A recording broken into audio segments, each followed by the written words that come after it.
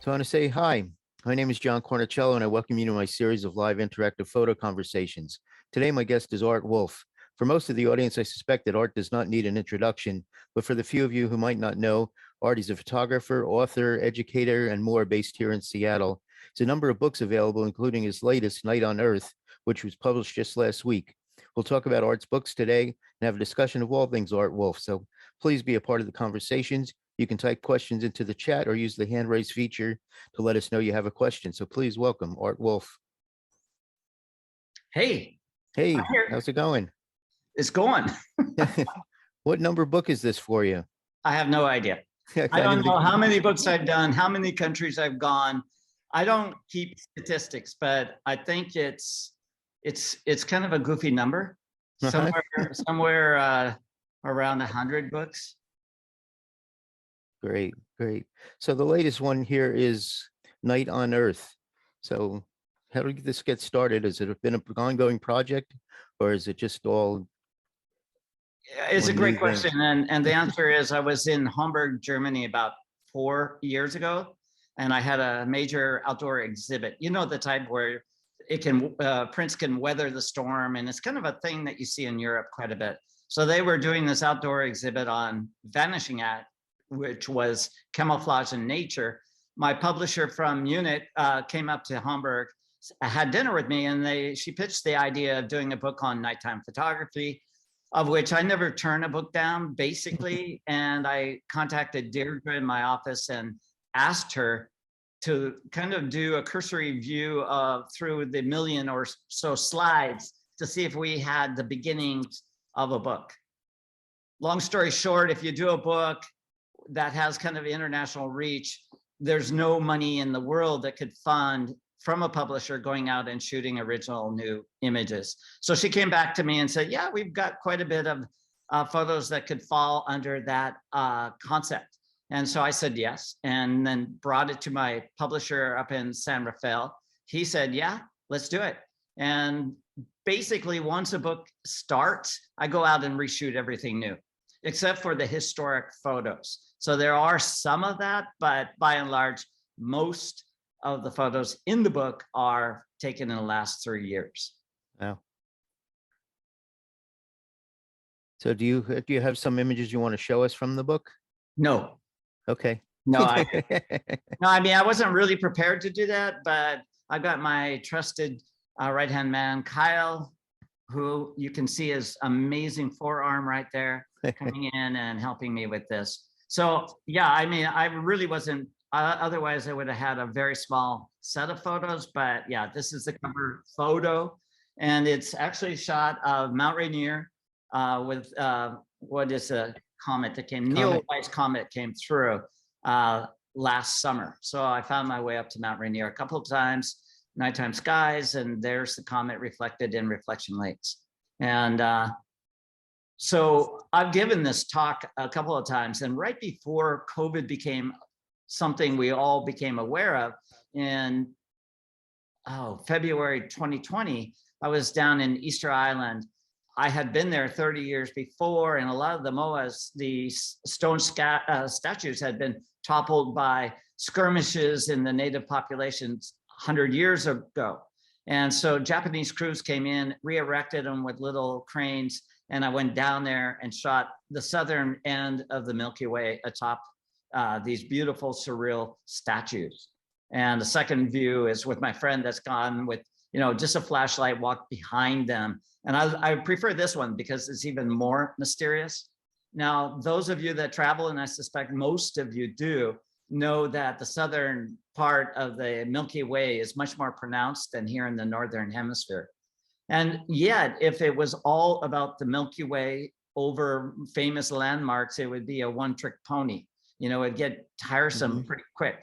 So we added a lot of twilight shots and pre-dawn shots. I've done a lot of work up in the Himalaya. I love the shot of a Hindu, actually a Buddhist stupa set against the cold, austere walls of the Himalaya. And I was on the first Western expedition allowed into Tibet in the winter of '84, up the northeast ridge of Mount Everest. And 2 years later, I went to the south side, and this is a shot of Mount Everest in the late, the long after the sunset, there's still a lingering light. And in a long exposure, I've got Mount Everest and Nuptse on the right. Jim Bracher is asking a question over in the chat. When you go back and reshoot images, how often do you do something completely different, completely new? Do you see how you've changed as a photographer over the time? Very astute question, and the answer is always. Yeah, I mean, if I was just replicating something I did 20 years ago, it would be a really bad photo. Yeah, I mean, we're all hopefully advancing every year. I mean, I always believe that even though I've been shooting for 45 years, I always think next year I'm going to be way better than this year. And in many ways, it is true. We just keep, especially when you're only 31 years old. Exactly. Well, and this is one of those shots of Mount Everest from 1984, and I tried to get back into Tibet leading a tour a year and a half ago, and the Chinese government would not give me a visa. All my participants were able to get into Lhasa, and yet Gabriel Jacon and myself, the two leaders, were not issued a visa. And so this suffices. This is Mount Everest. It's being illuminated by the rising full moon, and that's base camp at 16,000 feet. So one of those shots that found its way into the book that is irreplaceable in my mind. So I mean, I can show more and more and more, but I just wanted to give a few. Yeah, no, this is great. And this is Mount Lingtran. It was a sublimely beautiful pyramidal shaped mountain that rose above and beyond our base camp. And of course, over the 3-month expedition, I got all phases of the moon and sunrise, but this clearly is my favorite. It was just so surreal and simple. This is another shot of Mount Everest from the north. And again, this was the first Western team allowed into Tibet since the Maoists took it over. And so views of Mount Everest from the north side was really, or from the east side, I should say, was fairly rare. And of course, back in that day, to get stars, you would open up the camera, and as Earth is spinning in space, the stars would write their impression against the sky. And to get a shot like that, you would have to walk 1.5 miles out of base camp, down the valley, initiate the exposure in total darkness, but more importantly, get up in the brutal cold and get down there prior to any kind of twilight or a pre-dawn light. And so I was reading The Snow Leopard at the time, and things like the Yeti were just mentioned in the book. And of course, it's a fantasy, but it becomes real when you're walking in the total darkness in the Himalaya, where you can't even see, anything. And I could not use a headlamp because I would have fogged my own photos. So that was all part of it. And this is yet a different shot taken in the spring as the ice ponds were melting out. So have you been going back and scanning old images from film for some of these? Not only that, but then we would put them through topaz noise reduction or sharpening, and it just does revitalize an old image, which is really fun. And to see photos that have kind of sat quietly in the archive for so many years, then they get their day in the sun. And I love that. I just love that. Yeah, Valentina is asking if that crescent moon shot was a single shot or a composite. It was a single shot. Nice. Yeah, I actually have a couple of composite images. Like one of, the biggest waterfall in the world is on the border of Paraguay, Argentina, and Brazil. And it's just enormous. And I did shoot the rising moon behind my shoulder to illuminate the waterfall. And then 8 hours later, as it was setting over the fall, I took a second exposure, and then I talked about it as the source of the light. That's great. Do you have a favorite place to travel of all the around Well, the world? and let me answer that, and I'm going to end with this, is now we are able to shoot pinpointed stars. So in this image of a bristlecone pine, you're looking at basically 3 hours of photos in a little video. And the North Star, you have to determine where the North Star is, and then take a long take a series of photos. And as you can see, lights of planes coming into San Francisco International. And then there's a software where you can stitch them together. So this is part of a lecture I give to kind of talk about nighttime shooting and the like. So now I think I'll just come on back full head and talk with you guys about anything you Yeah. want to talk about. Yeah, please, people, and Guys and gals. feel free to speak up.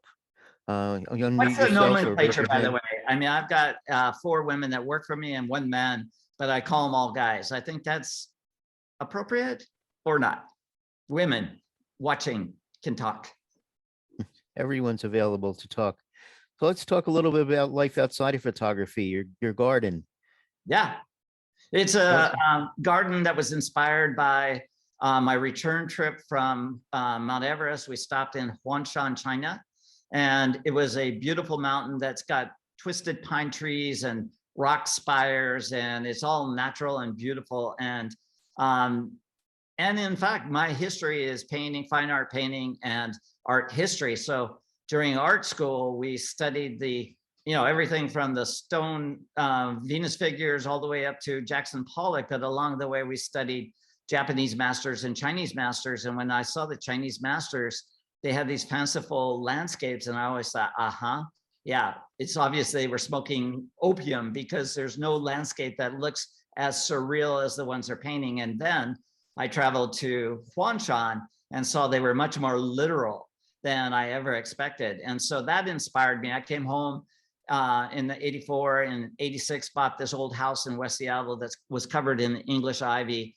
tore off the ivy, and started what became a 35-year effort in making it a cross between a Japanese style garden and a Northwest alpine environment. So twisted pine trees, black pine, red pine, Japanese maples, waterfalls, ponds, koi, all of that, because my psychiatrist, after I've sat strapped to a plane seat so often in my life, coming home from Africa or Asia or wherever, I get in the garden the first day or so and get dirt under my fingernails, and it's so grounding, and I just love it. Has that influenced your photography? Always. Everything influences my photography. So I've got, every window either looks out over a wooded ravine to the north, Puget Sound and Olympic Mountains to the west. The Japanese garden wraps around half of the yard or half of the house. And inside, I collect everything from New Guinea masks and shields to African primitive art to Aboriginal paintings. And so from inside to outside, everything's uplifting. And so everything influences. I try to integrate my passion, my work, and my entire life together. Great. John Sens is asking if you have an MFA in art. I do not. I had a Bachelor of Fine Arts. And Cool. So, yeah, there's a certain time where you get out of school and you start doing. And yeah, I didn't have the money to go for a MFA. So I got out, and I'm a hustler. I was a hustler. And so I started getting my work up into REI. And during the college years where I was studying, Matisse and Picasso and all of that, I would on weekends start climbing. So I led climbs up the mountain right behind your head and all the other volcanoes of the West Coast, plus all the smaller peaks. But I was also getting a camera and starting to document the hikes and climbs to share with friends. And over the course of the 7 years I went to college, I got 2 years of art education, 5 years of fine art painting, but my allegiances shifted to photography because it was so much easier to create original compositions through the photographic medium. And you just can tell from my personality that I'm not one to sit down for 10 hours painting a single painting, although I did that at one time in my life. Yeah, many of us got into photography because we couldn't draw or paint, but you seem like you can do both of them. Well, and in fact, I would argue that almost everybody can draw and paint. They are just reluctant to start. And some of them, it's interesting that from 1 to 6, young people are really creative, but then by 7, they start to learn or being told to draw within the lines, and it really dumbs people down. So I think as you age, a lot of the artists I studied were very formal, very straightforward when they were younger. And this is from Picasso to Jackson Pollock. As they aged, they became much more freer and abstract in their work. In fact, I teach that now in a series of classes and workshops around the country called Photography as Art. Yeah, how many workshops are you doing these days? How has COVID Well, affected that? all the ones last year that we delayed, I mean, I did a handful of workshops last year, but the ones that we postponed into this year went into an already crowded field. So for 12 weeks, I was going back to back to back workshops. And I've still got one in Mendocino coming up in early December that was sold out. I mean, they're sold out. Well, that one was invitation only. It was populated by people that had taken 5 of my workshops this year alone. And so I thought, all right, let's all get back together and I'm going to teach a workshop. And so in the last 5 days, I've been going out and shooting new content because I don't want them to actually have seen the new ideas. I keep offering new concepts to the participants so that they don't get bored with what I'm trying to teach. So many of us know you mostly as a nature photographer, but you did that series of portraits. I forgot the name of the book. Human canvas. Yes, yes, the human canvas. How was that for you? Was that a big shift for you? You know, it was came on the heels of doing 2 years of the PBS series called Travels the Edge, which Sure, with John Gringo. with John Gringo was one of my assistants, and Yes. you know, it was a fun time, but it was exhausting. But now that show has been shown in 70 countries around the world, and it's still showing, oddly enough, in 80% of the market. So, you know, in TV world, you never grow old, you never die, you just keep getting reruns. And when that show in 2008, along with the world economy ended, I started the Human Canvas. And it is a combination of painting and photography. In fact, I would argue that it's more painting and concept than the actual taking of the picture. In fact, I used the computer to take the picture. It had a cord that ran 16 feet above in the rafters of a studio, and it was tied to a Leica camera. So it wasn't about the taking of the picture as much as the concept. I painted over 100 individuals over the 10-year period that existed, and then it became a fine art book. So long story short, totally naked people, 100 different individuals, all different races, genders. And it was about sexuality, it was about race, it was about gender and art. And it was a highly rewarding, exhausting body of work. Nice. And today, I mean, just to expand on that, then I'm also teaching the abstract work. So I went and delved into the world of abstract expressionism. And I teach workshops where we go into degraded environments like Astoria, Oregon has all these old cement bunkers. Port Townsend, Washington, the same. We'll go back to Detroit and maybe Bethlehem, where we find old factories. And the whole idea is after they've been exposed to modern abstract expressionism, we go out and we find, you know, William de Kooning's and Mark Rothko's and all these various artists that really had their heyday mid-century, last century. And so that's going to be an exciting new book down the road. That sounds great. Jim is asking, isn't photography always about the concept? What made the human canvas different?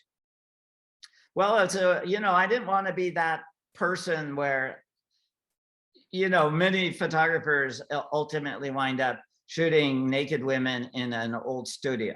And I didn't want somebody to say, oh yeah, now Art's doing nudes. I didn't want to do it and don't get me wrong, I think people have done a great job with it, very artistic, but I was thinking there's got to be a new way to show the human form. So I didn't even refer to it as nudes because that in and of itself has a different connotation. So the human form.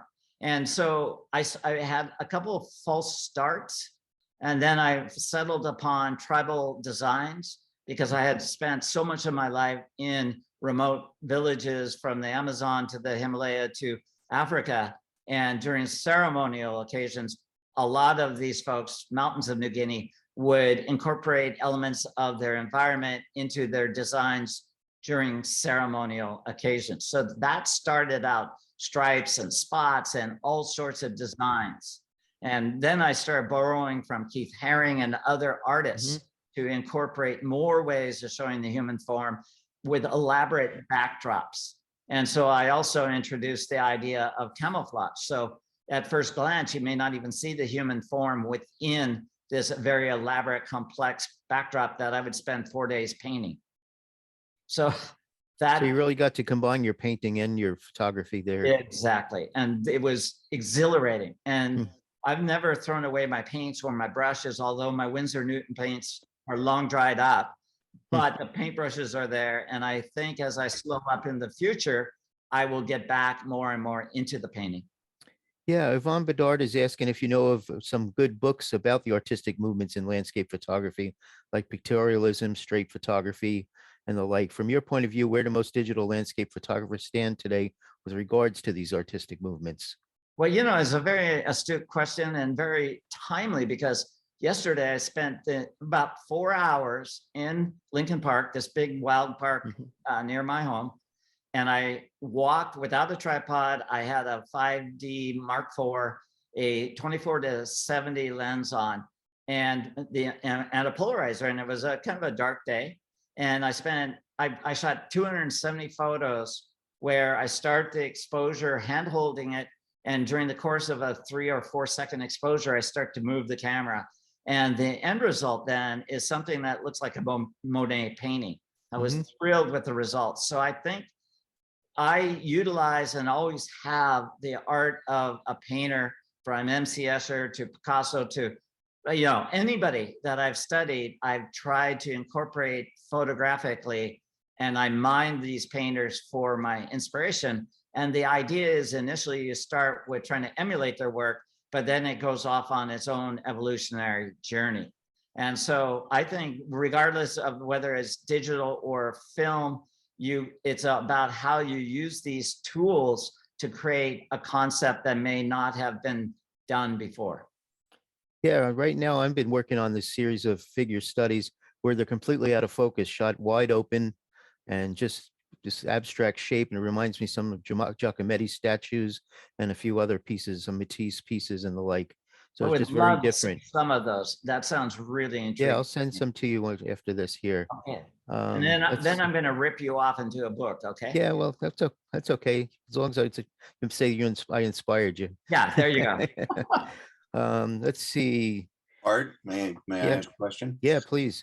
Um, what is involved in your thought process and then actual planning and the logistics of the execution of planning to go to a location, and how you decide that and how you envision what you're going to shoot? Well, let's just use the South Sudan as an example. About a month and a half ago, I traveled to the South Sudan.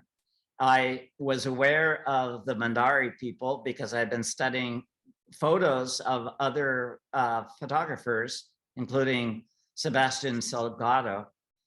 Prior to the Mandari, there were the Dinka people that had these huge white cows with just tremendous horns. And so you can think of a white cow with a dark, slender, naked body as being a graphic image to play with. And so over the last 3 years, I've been trying to get into the South Sudan.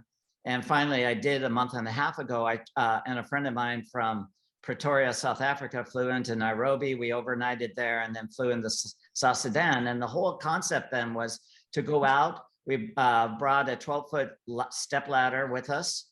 And I climbed the ladder, and late in the day, as the sun is setting over all these hundreds of cows and people, the dust, the smoke separated all the different silhouettes and became something akin to a painting.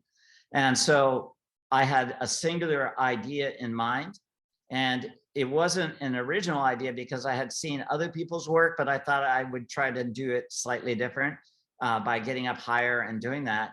And once I got that done in 3 days, I was back home. So that was a surgical strike. But that exemplifies or amplifies, I should say, the kind of concepts that I do. And I'm working on a book called Act of Faith, which looks at all the world's religions, but also voodoo, shamanism, animism. And so these people are animists. They actually worship their cows. They've been exposed to Catholicism, but that really didn't take. And so back to worshiping animals. And so I really wanted that to be part of that, but in an artistic way. And just to go beyond that is that I have a pretty broad knowledge of the world, of the cultures. And you would expect that if I've traveled for 40 years, but I also have a huge library and books of photographers, painters, blah, blah, blah. And now we also have the internet. If you think back 40 years ago, if I was going to Sumatra, we would start to email or fax or telex places that we want to go. And if we could catch somebody's interest, somebody that had enough on the ball to have a fax machine or have access, we knew we can find a guide. But now in today's world, so many people are on Instagram, on the internet. There's all sorts of guidebooks. There's all sorts of people wanting to be guides. It's like that mystery is different. So the challenge for all of us, because we all can get to the same locations, is can you bring kind of a new idea? Can you look at an old subject with new eyes? And I think that becomes all of our challenges. Okay. John Olson is asking if you have a favorite part of the world that you like to keep going back to. Well, I mean, I think of its culture.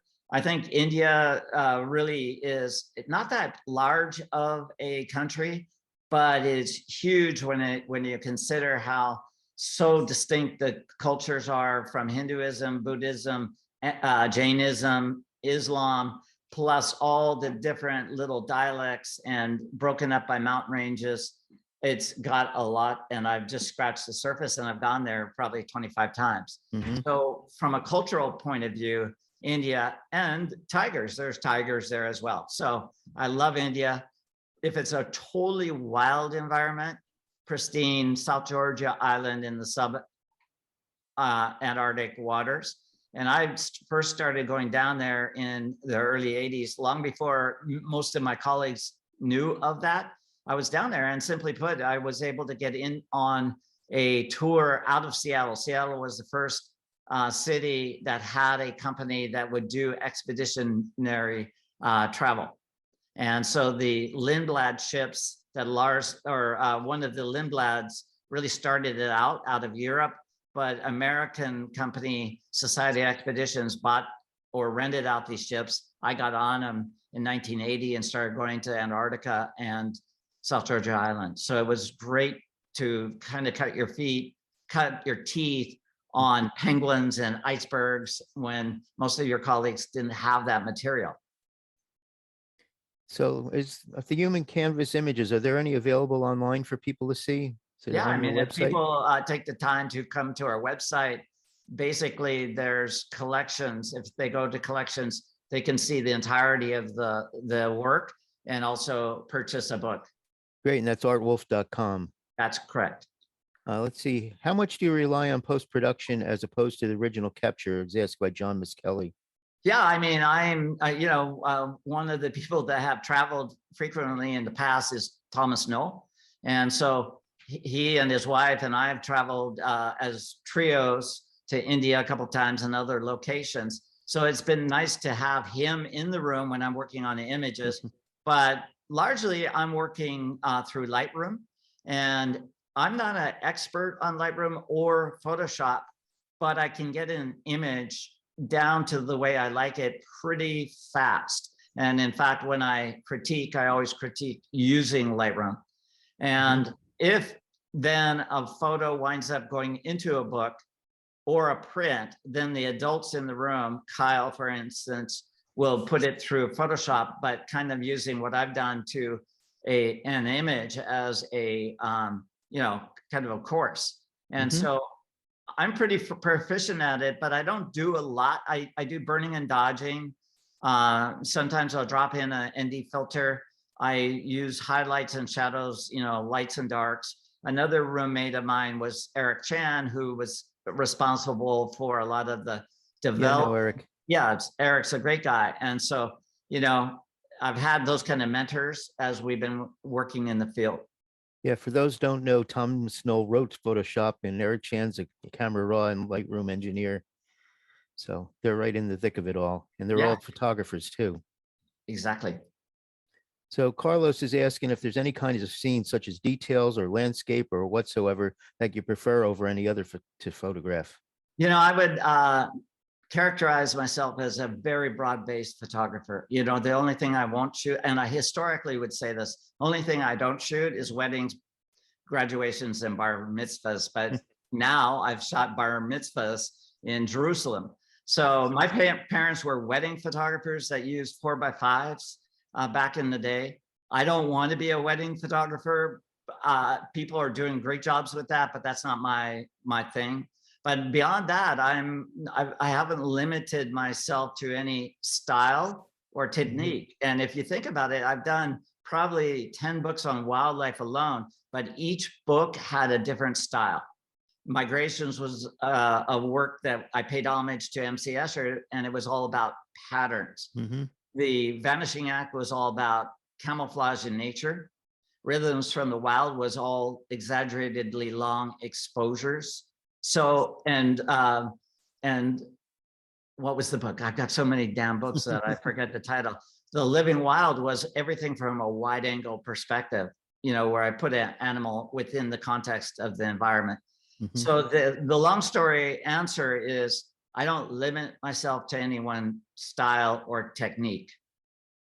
Yeah, I know for me though, I noticed a lot of, or maybe it was early stuff. You found details just in any open scene. You know, we were walking around, everyone's looking at the big landscape, and you would concentrate on just a little section of leaves or twigs or things like that, and used to find really great compositions. Thank you for that. But I was, you know, there were a lot of people, John Shaw, that excelled in that as well.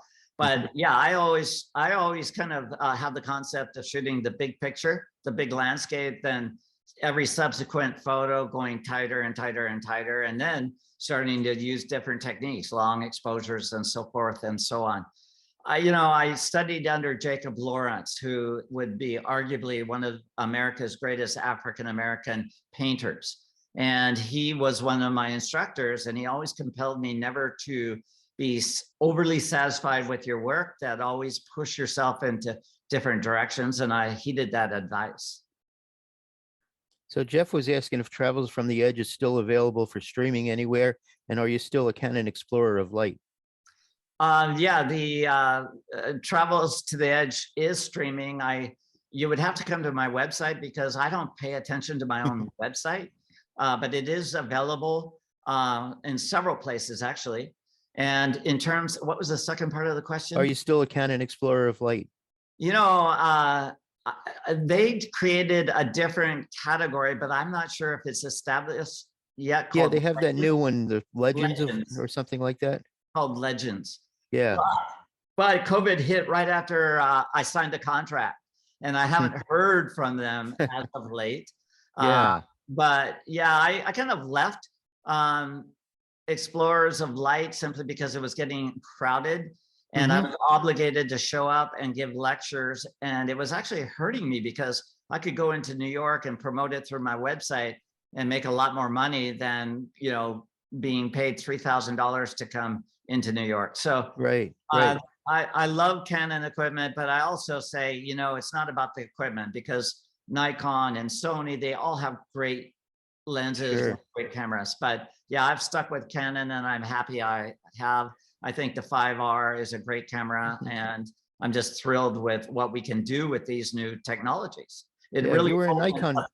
Yeah, you're Nikon earlier, and someone was asking if you were in the Nikon image book from the 70s. He's trying to figure out where he knows you from. Oh, I don't know where he knows me from, but yeah, I was Nikon, I was Canon, I went to Nikon, and ultimately I had a major theft in San Francisco. Yeah, one of our regular people here who hasn't shown up yet is Michael Newler.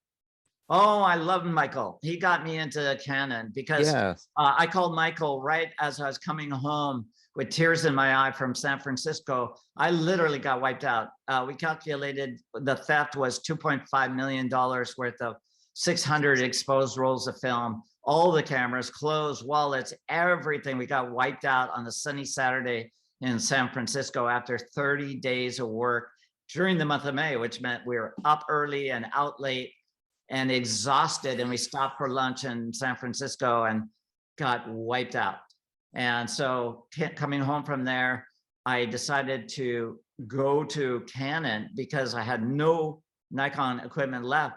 And back then, the Canon autofocus for the big lenses was superior to Nikon. And so I switched, and Michael was the person I called, and yeah, he provided everything, and I've never moved away.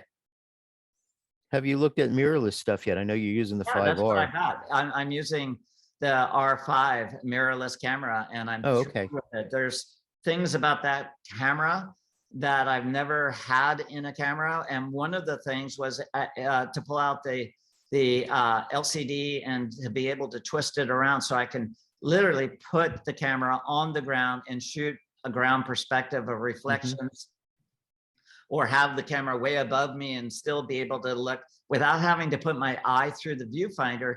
It really becomes that much more versatile. And as you're exposing images, you can look in real time through the camera and see exactly your exposure. So you're never over or underexposing an image. What are other things about it that really are amazing? Yeah, and then if you want to review what you've shot, you can do it through the eyepiece rather than trying to look in blazing light, the image. So all those things are really, really usable for me. Yeah. Are you using Shieldshift lenses? Gregory's asking. He says he doesn't see them used that often anymore. No, you know, the real truth of the matter is when I travel, and most of my travel really is international, I've got to work on bringing 2 camera bodies, probably 3 lenses at the most.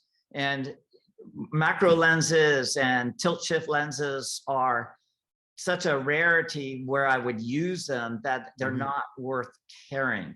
Now, if I was only doing day shoots out of Seattle, yeah, I would bring a tilt shift. I own them, but rarely am I using them. I mean, you also have Helicon photo stacking and all those kind of new things that are available to us. I see on your website, you're listing the 70 to 200 2.8. I know a number of years ago, you were one of the people who influenced me along with Greg Gorman to go with the 70 to 200 f4 at the time because of the size and weight and the like, but the new ones are a lot smaller and lighter. So have you switched over to the 2.8?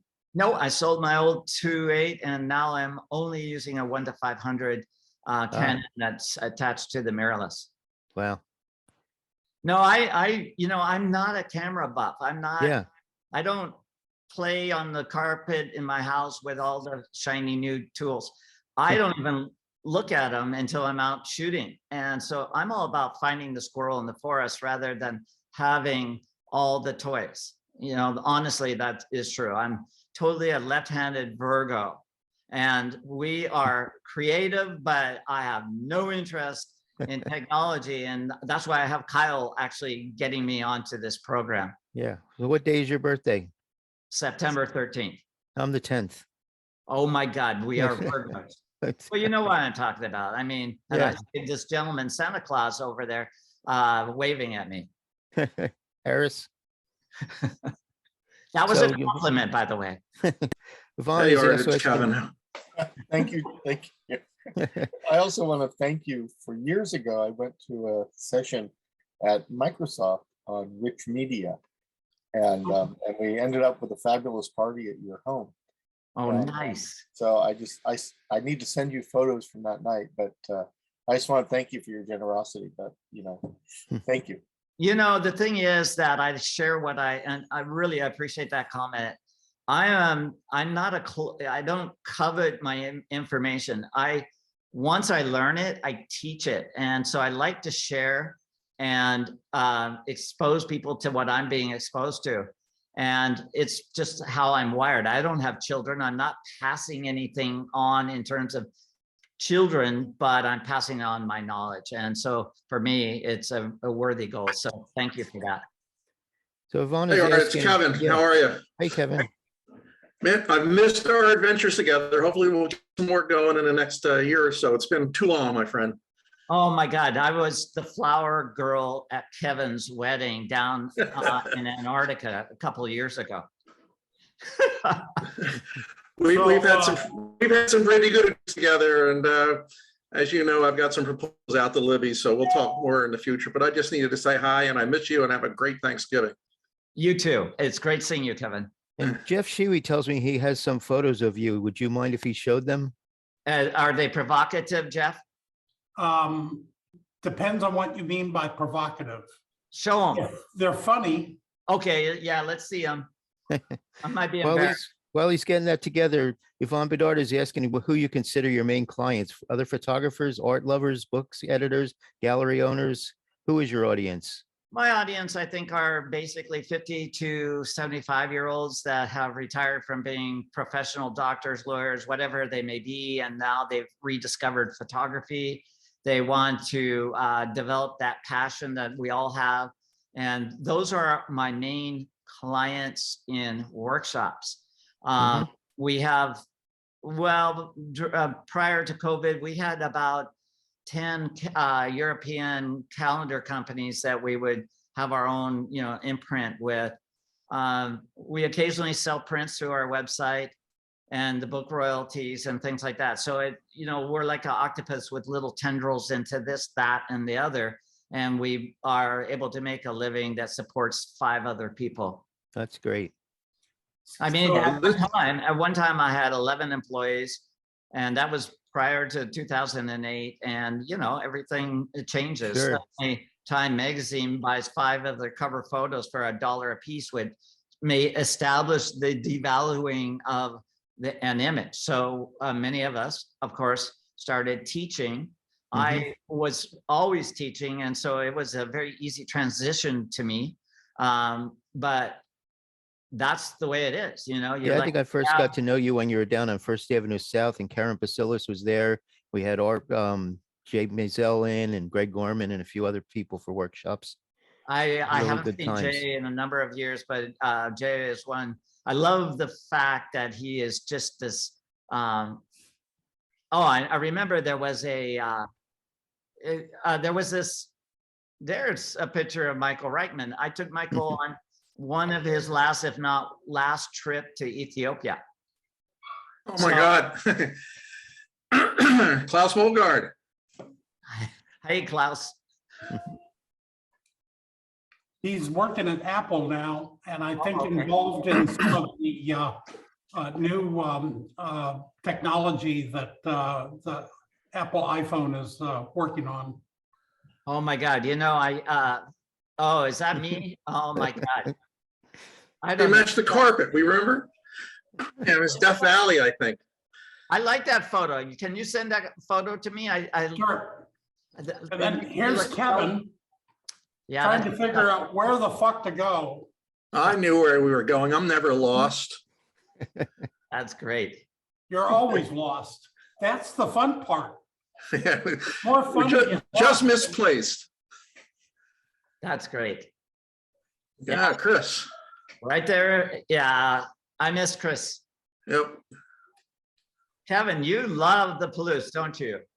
You know, it's one of my favorite spots, like Antarctica. You know my favorite spots. That's So right. this was a workshop in 2011 that I had the great benefit of being with Art Wolfe and Michael Reichman and Kevin Raber. It was the POTUS, not to be confused with POTUS, but the Phase 1 Digital Artist Series. And we did a couple of workshops. And going out to the Palouse with Art, Art is like the fucking Energizer Bunny. Up early, pre-dawn, shooting late at night. I don't know, it must be a different breed of drug that Art gets. It's just simple caffeine and tequila. I mean, there's nothing, remarkable about me. Yeah. Yes. Speaking of tequila, are you still running your Thursday tequilas or your Wednesday?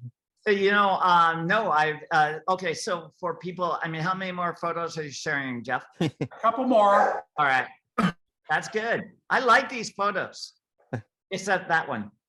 No, I'm joking. I would love some of these photos. Okay. Ah, Ha that's great. Oh, that's love right there. These are great. please send me some of these images of myself and Kevin, because Okay. I want that picture of Kevin because I got a dartboard and it's just. Well, Art, remember, I still got the video of you getting a Band-Aid on Where was the Band-Aid? when we were in Antarctica and you cut your finger. Oh, only a finger. Okay, that's good. Hey, so what was I forgetting to say? Oh, about Tequila Time. Yeah, for your group, I started in April of last year doing once a week, oh my God, drinking tequila and talking with Parimal, who is now the marketing director of Xbox at Microsoft. And we started just chit-chatting in my living room. And it was a way of reaching out directly to people that have taken workshops or were interested in my work, because I wasn't really connected directly with my audience. And so we did that all last year, and there was a lot of different programs. And now it's kind of morphed into once a month, which will be tomorrow night. And and it's about a half-hour program called Art Wolfe Live. Of course, that's a great original title. But at any rate, it shows a little video of what I've shot during the week or during the previous 30 days, 5-minute video. But I also talk about something that's relevant in the news. And then we actually finish with 5 minutes of questions and answers. It's much more attainable for me because once a week became onerous, as you would expect. But Yeah, well, I started this a year and a half ago and did it twice a week. yeah, it's before I realized I was twice a week. killing Oh my myself. God. That's such a commitment. And the other thing about that then is that we were, of course, swilling tequila or margaritas and getting very inappropriate, and a lot of humor, of course. And women that were fighting cancer started writing in and saying, this is what I look forward to during the week. You know, I'm isolated with COVID. I've got this illness I'm battling. And for an hour, you bring lightness and fun and creativity to me. And that kept us going. Honestly, that kept us going. Yeah. So where can people Okay. find this tomorrow? It's on YouTube and it's on what, Facebook, Kyle? Facebook and YouTube.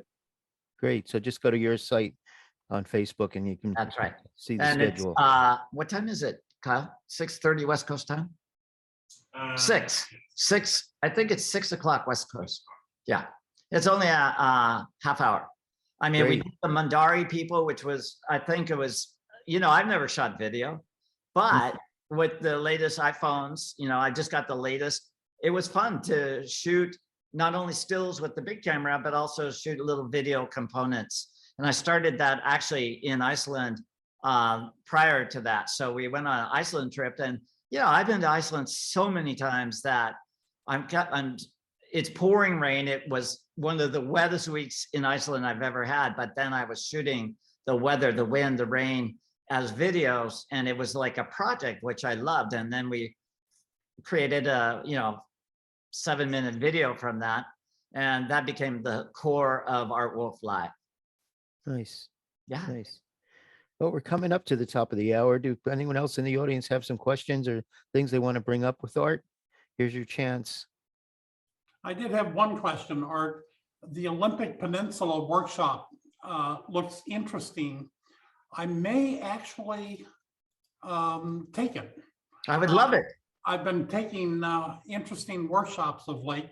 John and I took one with Karen Pasilis and Elizabeth, what's her name? Opalenik, and that was actually quite interesting. And then the first workshop that I took that got me down this idea of taking workshops from people whose work I admire, I took a workshop with Stephen Wilkes and Jamie Zell at Palm Springs. Palm Springs. So I may actually come visit you. It would be great. I would love to have you, Jeff. And we're going to push the boundaries. I mean, we're going to go to the whole rainforest and Olympic coast, but we are going to be really pushing the boundaries of what is a photo and how it's all about what's up in your subconscious, in your brain, and your eyes and your imagination. So it's not just about taking pretty standard photos. It's about pushing the boundaries. That sounds great. It is fun. Jim Bracher is asking, how many books are you working on right now? 7. So one, as I said, Night on Earth just got released last week, and it was literally sitting in a freighter off LA for, well, you know the story. Then there's a book called Wild, which looks at international wildlife during the Anthropocene. So how animals are adjusting to increase human presence, but also climate change. There's Act of Faith that looks at world religion. I talked about that. There's Fire and Ice, which is all about exploding volcanoes and icebergs in Greenland and Iceland and Antarctica, and how climate change is affecting some of those. What else do I have? Oh, Photography is Art. And oh my God. Oh, there's another one. I don't even know. So you got a lot going on. Teresa? Well, you know, the thing is, as I stated earlier, you have to shoot. To do a book with international content, you've got to amortize it and spread it out. So when I go on a trip, I could be shooting for 3 or 4 of those books, and I can divide my mind fairly easily into those different book concepts while I'm teaching a workshop or I mean, so a book takes maybe 8 or 9 years generally to bring to the market. Yeah. So Teresa Mayer is asking if you need an assistant for your workshops. That's a very kind request, but yeah, I mean, I'd have to, well, if she's willing to kill somebody else for it, she can have it. Let's see. Joanna King is saying, I love this Svalbard image of the bear on top of the huge ice field. Having been there, I can imagine how you must have felt when you saw it. You know, okay, I think that's the one where it's actually crossing a glacier, and it's a tiny bear in a very big environment. And so, yeah, I mean, I was initially photographing the ice or the glacier, and then suddenly I saw something moving on it. And that's, we live for those moments where it's unexpected and you can seize the moment and take, I mean, that's why we get out of bed and go out. I have this belief, any given day you go out, and if you're present of mind to receive the gift, then you get the shot. If you're thinking about something else or some stupid thing that Trump might have said, you might miss the better shot. So you try to be present enough to see. Do you find things in your images when you come back from a trip that you didn't even realize were there? Absolutely. I just shot a shot on the coast. I just taught a workshop about 3 weeks ago over on the Olympic, and we were on the coast, and a big cyclone was actually coming in, and rangers moved us off the beach, but I was photographing all this jumble of big stumps and roots along the coast at Rialto Beach. I got home and I'm looking at it, and there's a really strange character looking through one of the holes in the log straight at me, and it's very spooky. And it's just like, I never saw them, but it's unequivocally there. And it's like, when I saw it, I got goosebumps. So yeah, I do that. And often you have the shots that you really are looking forward to, and it may blind you to the possibilities of other ones that you just randomly shot. And I love then to come back to a shoot months later where the emotion of the moment is not so much in your brain, and you can be much more objective. And so, as they say, when you're shooting something, take the time to look behind you and see what's happening behind you there. That's right. But for me, it was like a month or so ago, I was doing the full moon and hoping to get an airplane crossing in front of the moon. And I'm missing it. And I get home and I load up the film or the digitals. And the very first image, when I was just focusing the camera, has a plane right in the middle of the moon that I never knew was there till I got home. Oh, wow. That's fun, isn't it? Yeah, yeah. Harris says he has a couple of photos of your place that he wants to share. Okay. Give me 2 minutes. Okay. Is it me in the shower? Give me a couple minutes. Oh, no. Okay. Anyone else have questions while he's queuing that up? It's your chance, folks. We've got Art here. He's not even lubricated with the tequila yet. Really smart water.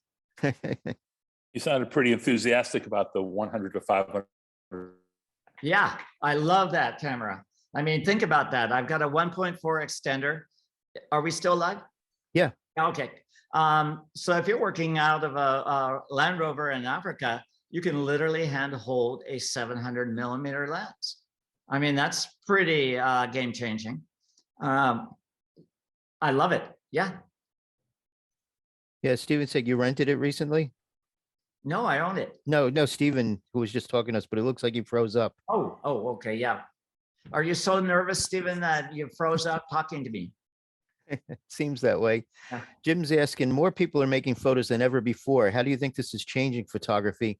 What do you think will happen to photography in the future? Well, I'm not that smart to really anticipate, but I do know that it's kind of a hollow victory if people are going out and you hear the term bucket list all the time, that want to get that shot and literally try to replicate that something that's been shot 100,000 times before. And just because they've got better equipment doesn't mean that it's a great shot because it's somebody else's.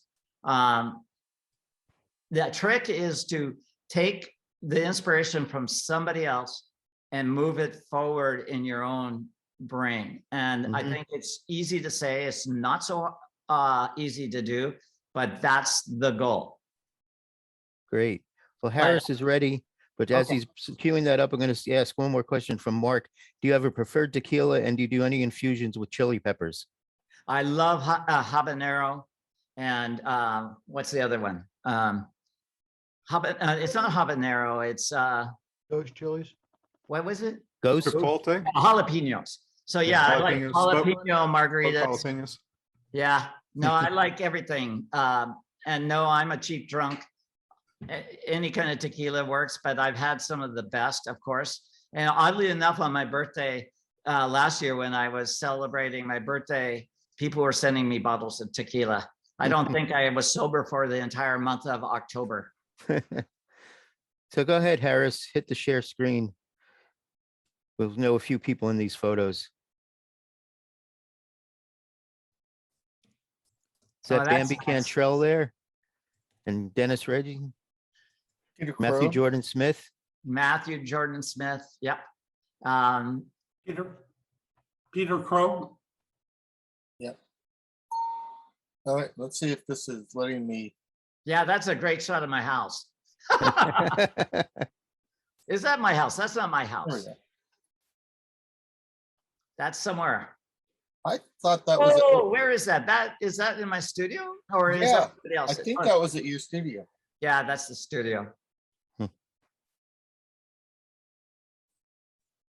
Skip Cohen? Oh, I don't know where that is. That looks shishi. Looks nice. Chuck Westfall. Sorry to hear he passed away.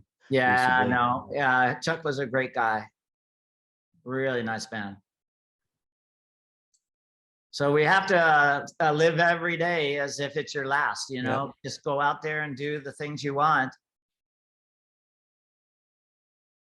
Yeah, I've never seen my house look this way.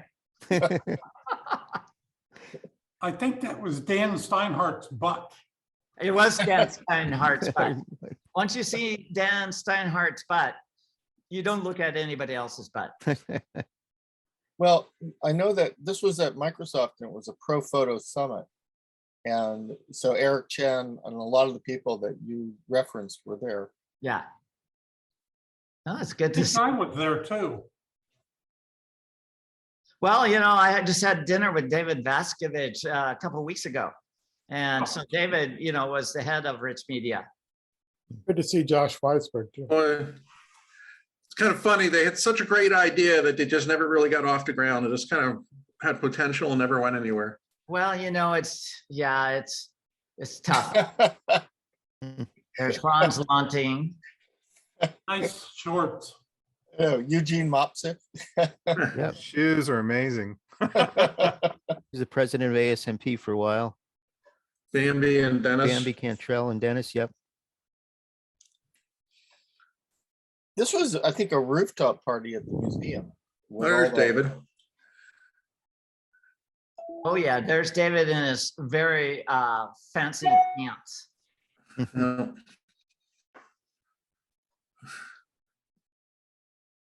Okay, what do you got? 400 photos here? Yeah, let's,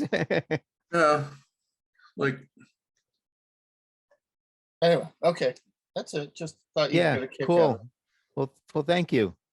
And thank you, Art. This has been a fun hour here. Yeah, it goes fast, doesn't it? Yeah, so we'll send people to your website to check things out and invite people to come on tomorrow for your Art Wolf Live in the evening. Thank you. So thank Thank you you, all guys. for coming It- here. it's good to see you, Art. I'll be talking to you soon. Thank you Art? guys for attending. It was great to see all of you.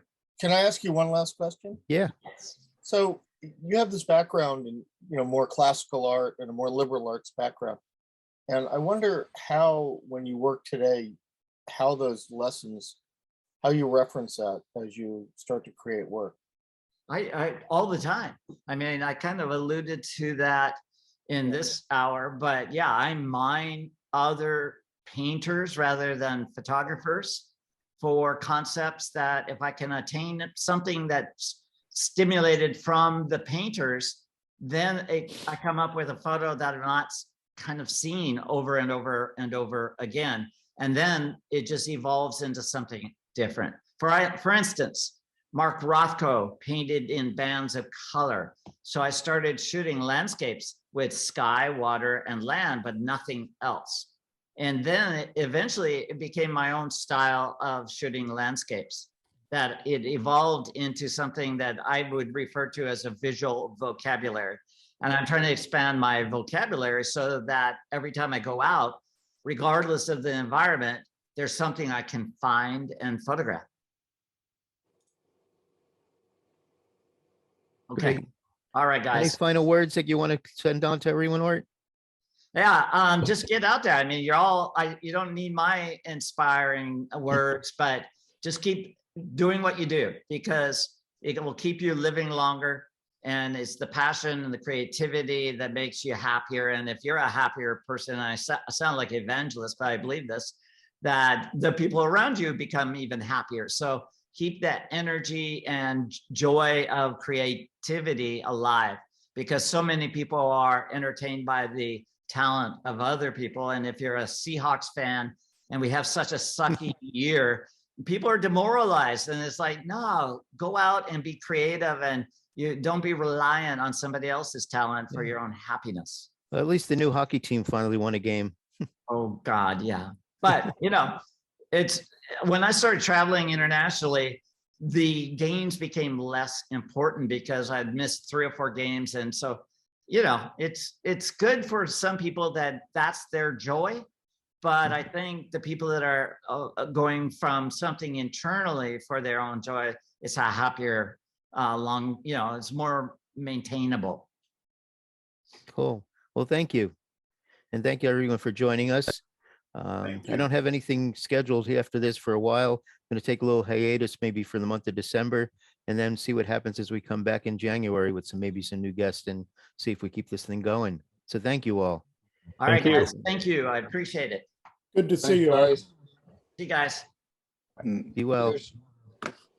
Thanks, John. Thank you. Let me stop the recording.